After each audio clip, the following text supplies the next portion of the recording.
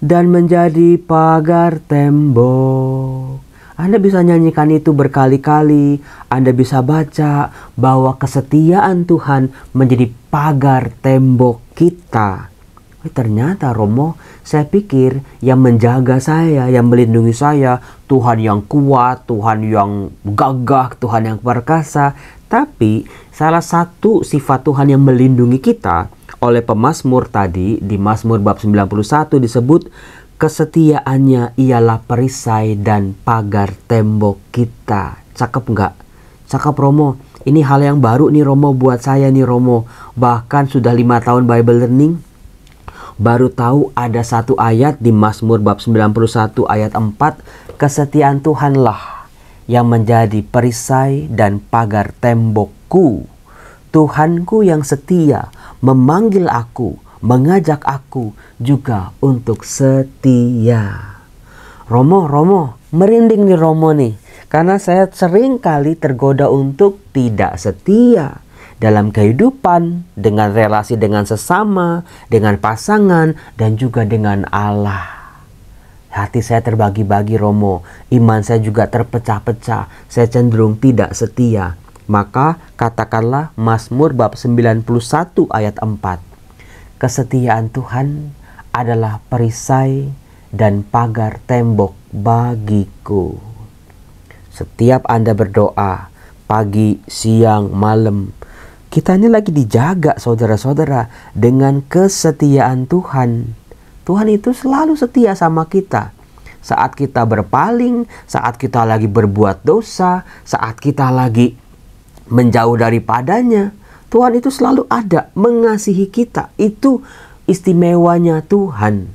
Apalagi ketika kita setia, duduk tenang, taat, ikuti perintah-perintahnya, Tuhan akan lebih setia lagi dengan kita. Cinta dan kesetiaan selalu beriringan. Nah, saudara-saudaraku yang terkasih, di ayat berikut yang bisa saya buka adalah Mazmur bab 103 ayat 17 sampai 18. Mari kita baca di situ. Tetapi kasih setia Tuhan dari selama-lamanya sampai selama-lamanya atas orang-orang yang takut akan Dia, dan keadilannya bagi anak cucu, bagi orang-orang yang berpegang pada perjanjiannya dan yang ingat untuk melakukan titahnya.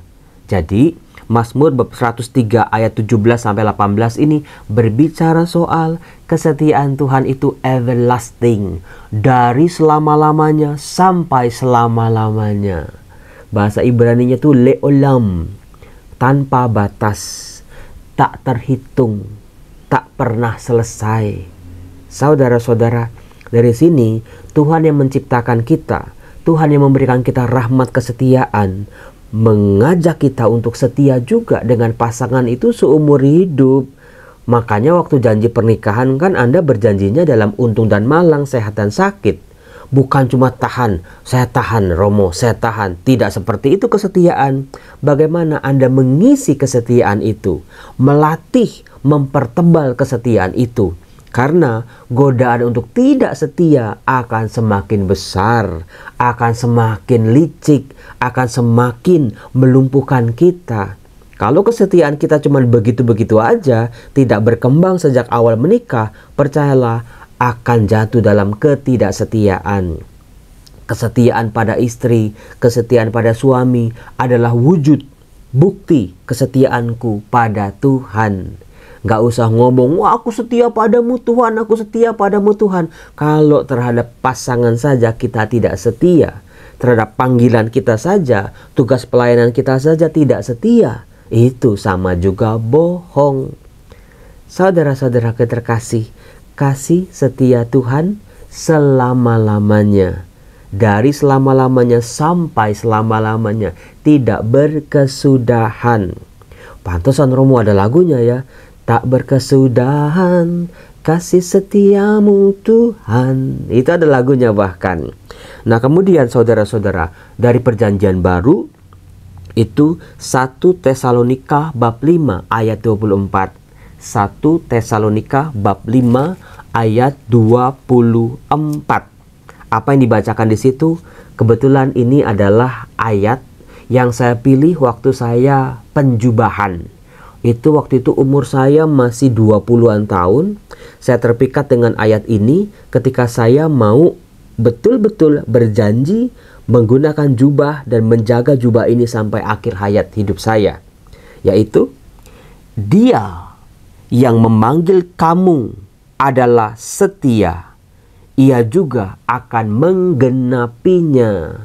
Saudara-saudara yang terkasih, ayat ini tolong jadikan ayat emas buat Anda juga. Ayat emas buat saya, ayat emas buat Anda. Paulus mengatakan, Dia yang memanggil kamu, saya, Anda semua, kita adalah setia. Tuhan itu setia.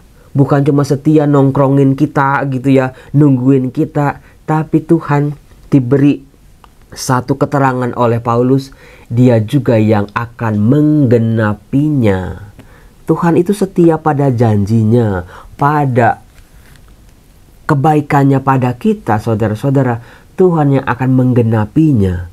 Tuhan janji apa buat kita? Tuhan mau kita jadi apa? Tuhan mau membawa kita kemana? Tuhan yang setia ini akan selalu menanti, menuntun, dan menggenapinya. Jadi kesetiaan itu bukan pasif, saudara-saudara. Kesetiaan itu adalah aktif. Kesetiaan bukan cuma diam, dipukuli kiri, kanan, depan, belakang, cuma diam aja. Tidak, kesetiaan itu aktif. Seperti kata Paulus di 1 Tesalonika bab 5 ayat 24, Dia yang memanggil kamu adalah setia, dan Ia juga yang akan menggenapinya. Maka diperlukan juga kesetiaan dari pihak manusia. Kita yang seringkali mbalelo, kita yang seringkali pelintat-pelintut, kita yang seringkali up and down.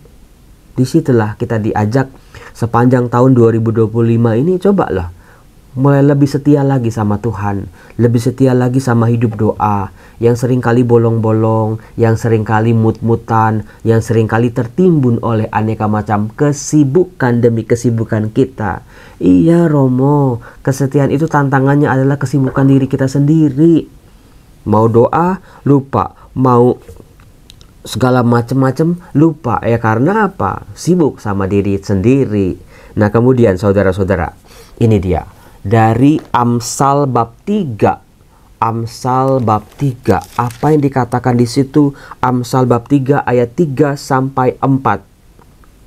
Dikatakan, janganlah kiranya kasih setia meninggalkan engkau. Kalungkanlah itu pada lehermu, tuliskanlah itu pada loh hatimu. Maka engkau akan mendapat kasih dan penghargaan dalam pandangan Allah serta manusia. Saudara-saudara, ternyata bukan yang paling kaya, bukan yang paling cantik, bukan yang paling ganteng, bukan yang paling punya tas branded, punya jabatan tinggi. Ternyata mereka yang memperoleh penghargaan dari Allah maupun manusia adalah orang-orang yang selalu memegang kasih dan kesetiaan. Bahasa Ibrani-nya apa? Emet ve'eshet. Kasih dan kesetiaan. Pegang itu. Jangan pernah bolong. Jangan pernah kalah dengan kasih dan kesetiaan. Jangan pernah kasih dan kesetiaan meninggalkan hati kita. Karena seperti tadi sudah saya katakan, akan ada banyak hal yang siap merenggut kasih kesetiaan kita. Tantangan, hambatan, kesulitan, penyakit, problem, konflik, dan lain sebagainya. Siap-siap menggondol kasih dan kesetiaan kita. Pegang itu jauh-jauh, seperti Amsal mengatakan, janganlah kiranya kasih dan setia meninggalkan engkau. Maka coba tolong mulai sekarang ketika kita berdoa, mohonlah rahmat itu. Tuhan, berilah aku kasih dan kesetiaan-Mu. Jangan biarkan kasih dan kesetiaan-Mu meninggalkan aku. Sedikit pun, sedetik pun dalam hidupku. Jangan. Nah, cakep bukan? Nah, kemudian ini dia. Ada satu kitab dalam kitab nabi-nabi, saudara-saudara. Anda akan tercengang ketika Anda melihat nabi ini berbicara, memperkenalkan Allah sebagai Allah yang setia. Siapa lagi Romo kalau bukan Nabi Hosea. Hosea bab 6 ayat 6. Apa yang dikatakan di situ?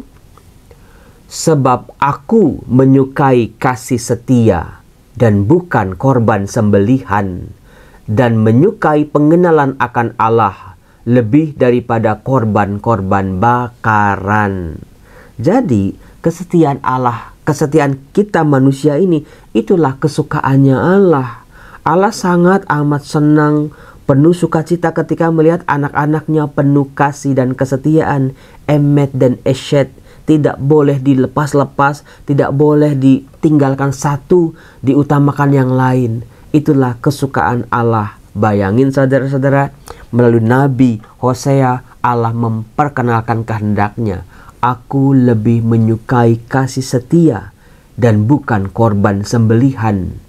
Aku menyukai pengenalan akan Allah lebih daripada korban-korban bakaran.